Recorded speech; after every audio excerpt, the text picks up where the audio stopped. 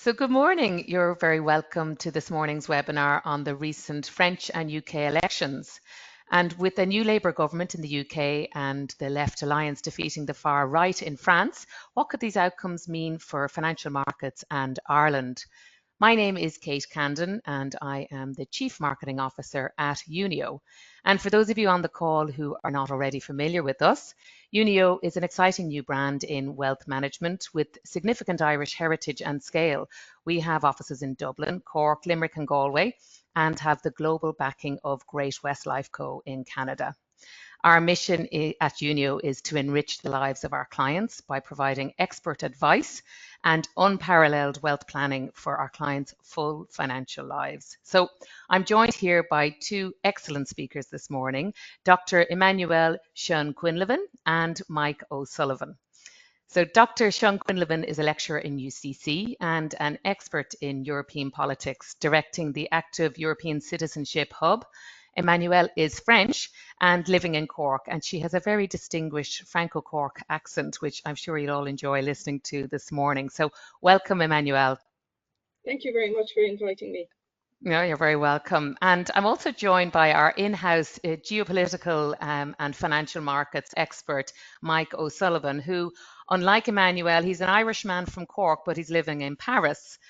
Mike is a director here at Unio and chair of our Global Macro Council.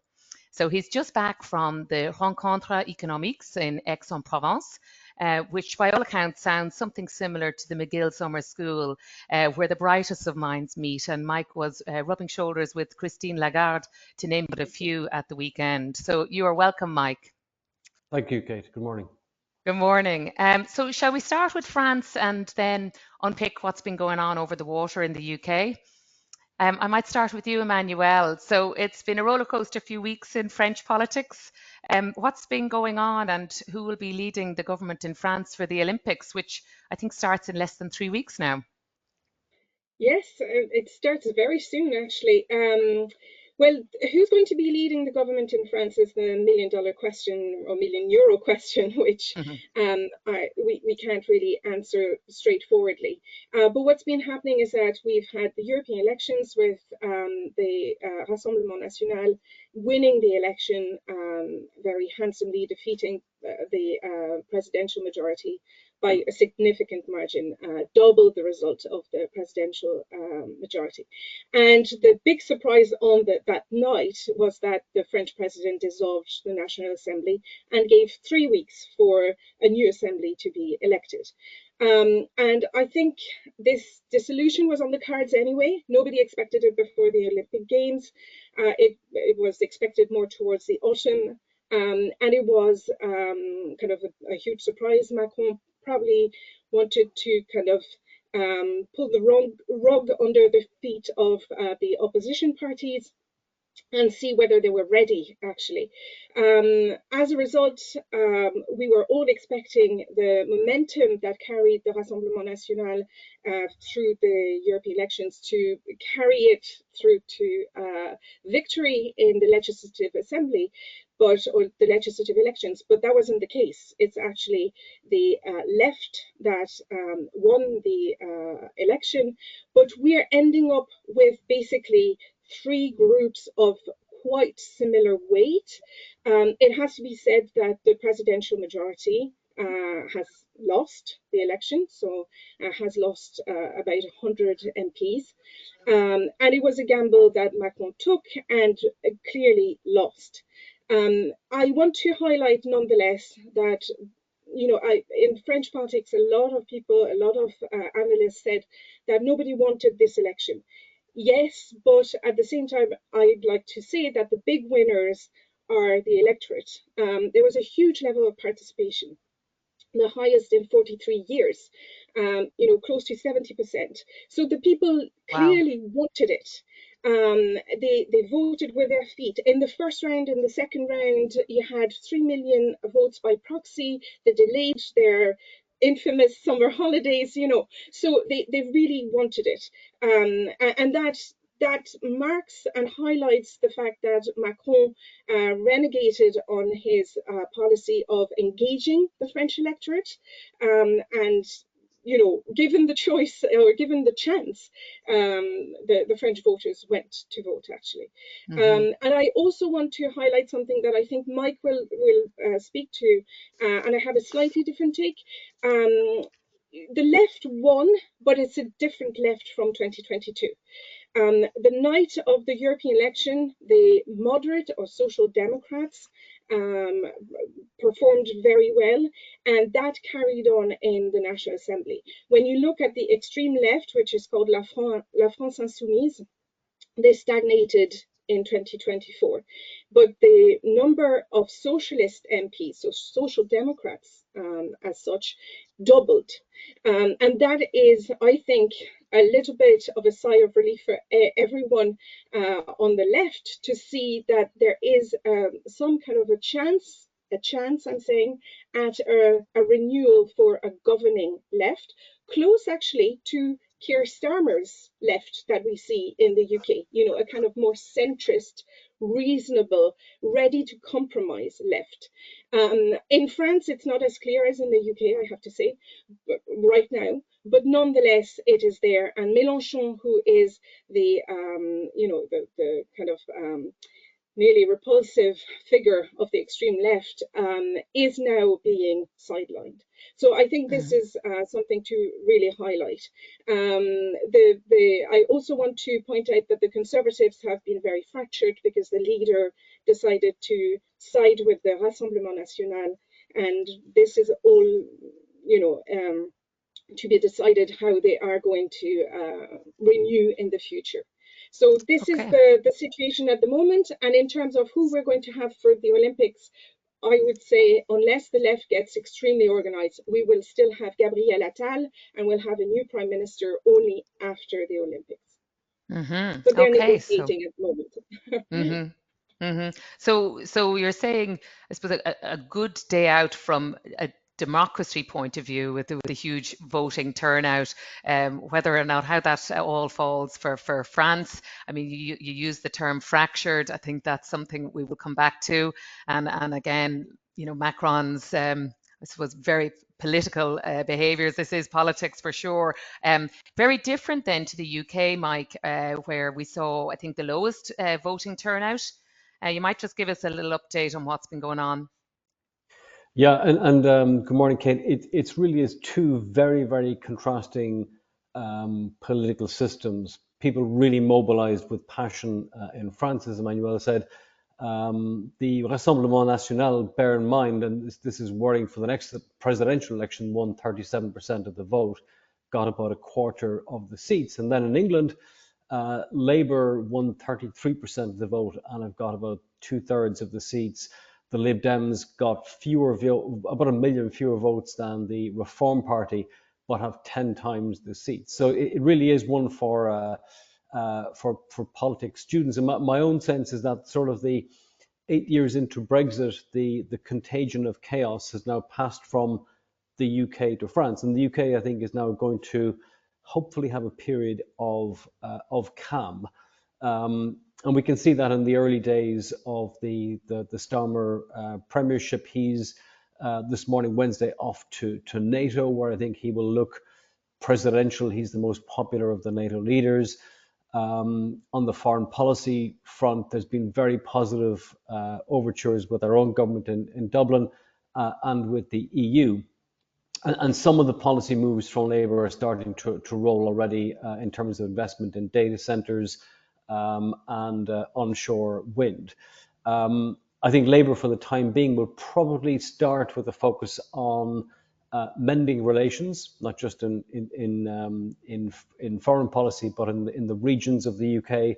There'll be reform to public institutions like the House of Lords.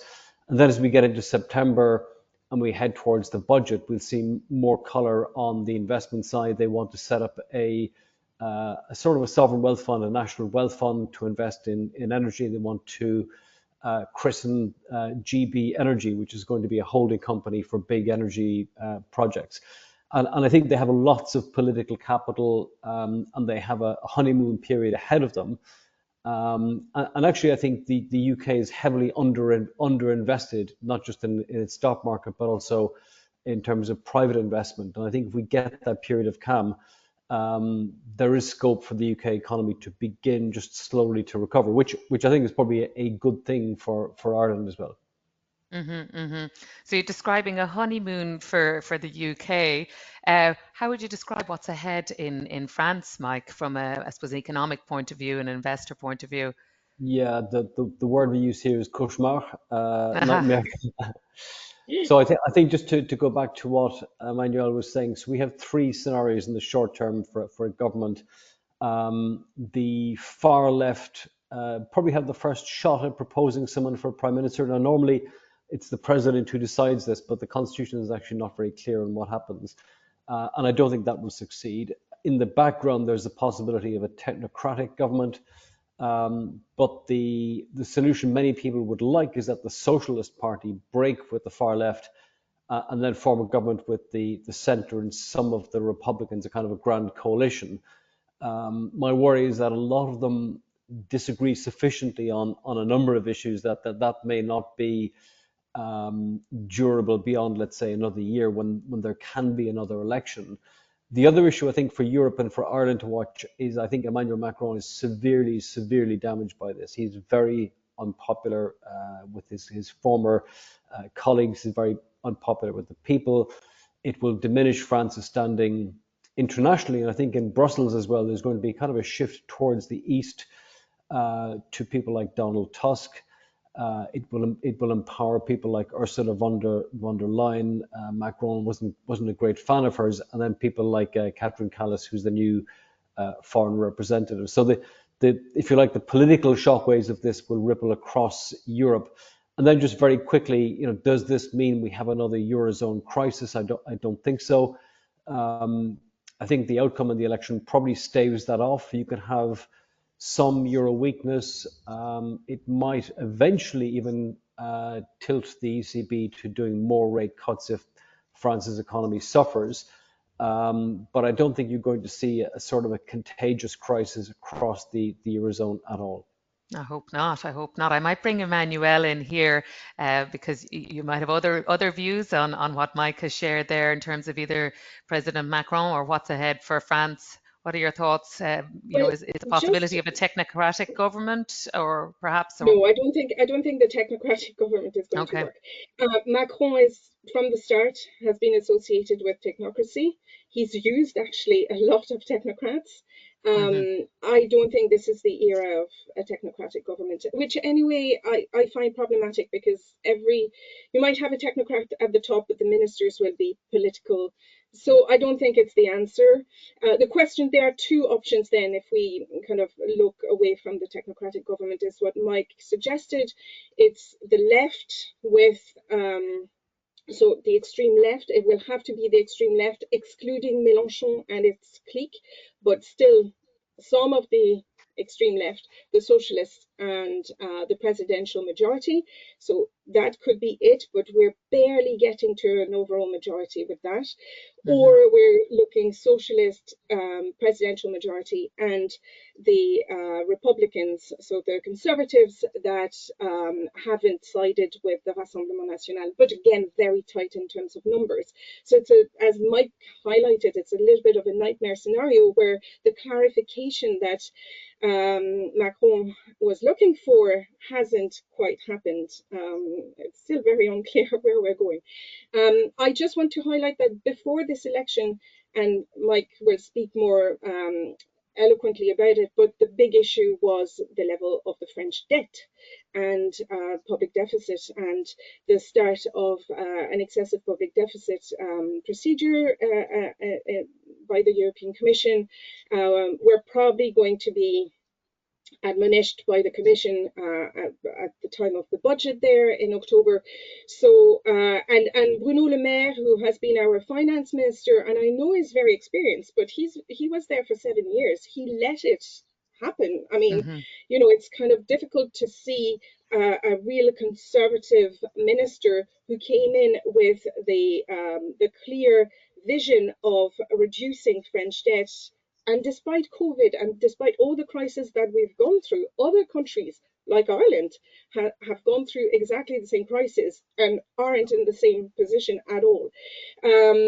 The problem in terms of, I mean, economically, again, when we looked at the left-wing manifesto and the Rassemblement National manifesto, the left-wing manifesto was getting us 150 million beyond, again, in terms of spending compared with what we're spending at the moment. Now, there is a clear, again, a parallel with the UK. We have a problem with our public services, hospital, education, public transportation, police, security, etc. The French voters certainly want more investment in public services, while France has the highest level of taxes. So they don't see how they can be paying that much and not getting, the quality that they are paying for. Yeah. So All very that's similar themes here. Yeah. Yes, that's a big issue. So this is just my take on this. And Mike, I'll just bring you in here. You said there won't be a crisis, but it sounds like France has many troubles, not least its debt. Debts. Is there a risk of economic shock here, or other sort of financial risks to the political outlook in Yeah, France that we should be thinking about? I think that the point on debt is actually worth extending because the UK and France fascinate me because they're both as indebted as each other. France is slightly more so, and they're two very old economies. And if you go back in history to the Napoleonic Wars, they were both massively indebted. In some way, the English managed to reduce their debt faster than France and became the global power. And in that sense, there's an awful lot at stake for these big old economies in the next 10 or 20 years. So I'm watching these two twin economies as to how they deal with their debt. And I think what's actually going to happen, and you're getting a flavor of it already in the UK, is that you're going to get much more public-private investment partnerships. And what I mean by that is you'll have a lot of really big international pension funds, some sovereign wealth funds, some big private equity firms investing with the government in things like green energy. It can be in IT projects, data centers, etc. Because if you go back to the Labour manifesto, they initially wanted to spend £28 billion on green energy infrastructure, but had to cut that back to 8 billion. And the shortfall will probably end up being done by international investment funds. And I think the problem for France is that a lot of the politicians on the left, and some of those on the far right as well, are much less friendly to what we could call international capitalism. And that might even limit the choices that France has. So I think, and this will, if there is a kind of a grand coalition government, they will be heavily constrained in what they can do in terms of being able to spend and effectively buy popularity. So that tells me that economic and political volatility in France is not going to go away. And Mike, if I can just bring you to the UK, you're not shy of picking through the details of the manifesto, and I think you were quoted as describing the Labour manifesto as being boring and conservative with a small c. But yet you mentioned, the public-private partnerships, etc. You might tell us a bit more about why you think it's so steady and conservative from I suppose, an economic particularly point of view. I think it's steady for two reasons. One is that the strategy of Labour was effectively to almost say nothing in the run-up, just to give broad contours in the run-up to the election and allow the unpopularity of the Tories to be the main story. And that worked incredibly well, and because in many ways the election was one to vote out the Tories rather than to vote in Labour. And I think Labour still have to win people over in terms of what they're going to do and how they're going to not just behave, but what they're going to do with the economy. And then the second reason is that they admittedly are heavily constrained in what they can do in terms of spending. The echo of Liz Truss's mini crisis is behind us. They've actually shown they're very pragmatic. They had a spat with the private equity industry on taxation, which I think was resolved well behind the scenes. in the last day or so, they've been quite active in changing planning permission to allow more data centers to be built. So, and then if you look at some of the statements of their technology spokesperson, Peter Kyle, he's sounding very, very friendly to tech investment. And I think this is one area they really want to push in the next couple of months, is to get inward investment into the UK. Mm-hmm. And are there any upsides for Ireland with the return of labour from, a productivity point of view, with our nearest neighbours in the UK? I think there are upsides in that it's an absence of chaos, Yeah. and it's an absence of stress, and there's upsides for our politicians, diplomats, and you just don't have to deal with unpredictability, and there's a degree of certainty. And I think probably a lot of investors will probably feel the same way. The UK has incredibly poor productivity. It's sort of fallen off the cliff in terms of productivity, and that will take a very long time to regain. So the kind of things I would watch for are how they're going to change the structure of the labour market, what they're going to do in education, getting younger people into better higher education for longer, focus on STEM subjects and things like that. Super, super. Emmanuelle, we might just talk a little bit now about Franco-Anglo relations and the dynamics there with these new governments in place. What are your thoughts? Just like Mike was saying, the absence of chaos will be welcome. Yeah. By the French president in particular.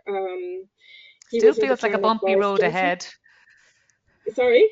It still feels like there's a few bumps in the road ahead in France. Yes, there is, but Emmanuel Macron created or suggested, and it was created, this European political community, which brings together obviously the 27 member states and another 17 members that are either candidates or on the outskirts, like Norway and Switzerland, etc. He imagined this political community to give a role to the United Kingdom that would associate the UK to European affairs in a way, and to keep it close regarding defense and security and etc. So I think the relations are going to improve between France and the UK as such. Mm-hmm. And any thoughts around the French relationships with Europe? French relationships with Europe. Well, right now we have a very practical problem, because the Lisbon Treaty changed the dispositions of the Maastricht Treaty, whereby now you only have the president or the head of government that can sit in European councils, whereas before it was the president and the minister for foreign affairs, which meant in times of cohabitation, which we're heading into, you could have the president and the prime minister. So it's going to be a question mark who is going to sit in the European Council, and the friction is going to bring, particularly because the cohabitation we're facing into, it might not be that plain sailing as it was previously.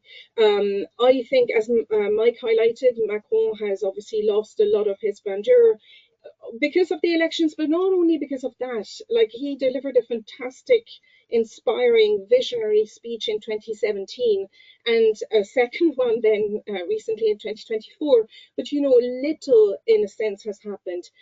Mike highlighted that Macron wasn't a fan of van der Leyen, but van der Leyen was Macron's pick out of a magic hat 5 years ago. So I think Macron had lost anyway a lot of his status at European level. And of course, because of the results of the European election, his group, the Renew group, had lost also a lot of its MEPs. So Macron was on the downward slide anyway.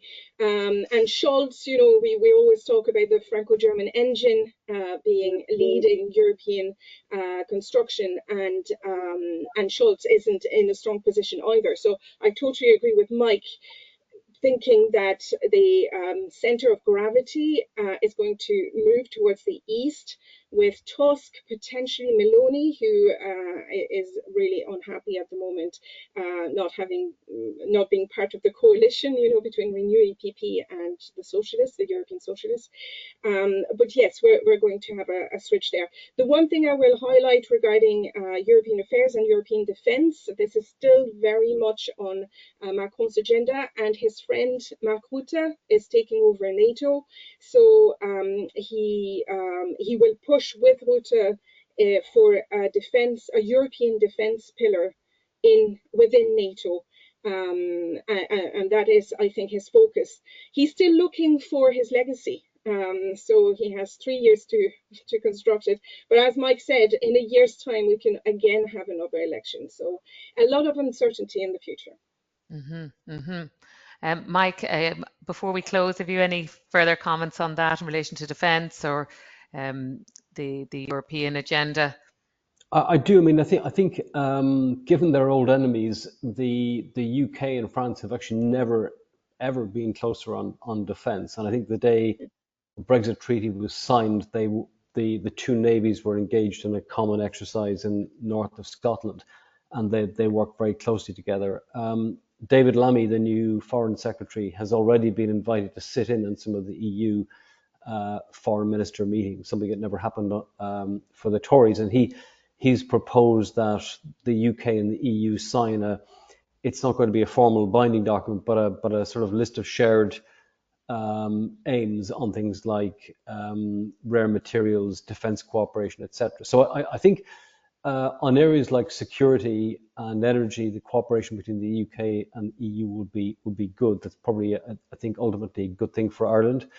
As an investor watching all this, I think from a very long-term point of view, I think the UK has the chance to be a lot better off because of the stability and certainty. I'm not massively worried about a sort of a bout of Euro contagion in France and the Eurozone falling apart. And often when you get a political crisis in Europe, that's the knee-jerk of many people. I think French stocks can be weak for some time, but I wouldn't be rushing to sell. Rather, I think if there is softness in European stocks, it's something we might look at as an opportunity rather than something would scare us. That brings us, I suppose, to the point around our clients and what they should be thinking about from an investment portfolio point of view, or what they should be discussing with their advisor. Any thoughts on that, Mike, before we finish? So we've in the client portfolios in the last number of months, we had been quite cautious in the last maybe year or so, and in the last few months we've been adding money back onto the equity side, which I think has paid off as broad equity markets have begun to perform. And the kind of environment we'd like to see in the next 6 months is one where inflation continues to come down. There are more rate cuts. You could have 2, maybe even 3 more rate cuts from the ECB. Bond deals begin to soften. That's very good as well for our fixed income portfolios. We have a lot of money in fixed income. So we're looking for kind of a stable, lower inflation environment for the next couple of months. Okay, gosh, you've really, both of you, really illuminated the conversation there and all that I've been reading over the weekend. It's just fantastic to get your expert contributions. Really a story of calm and cauchemar. So yeah, thank you very much for your contributions. And if you found this interesting, please do check out unio.ie, where you can sign up for the weekly view and hear more from Mike and my colleagues at Unio. So huge thanks to Dr. Emmanuelle Schon-Quinlivan and Mike O'Sullivan, and have a great day. Thank you. Thank you, Kate. Thank you, Kate.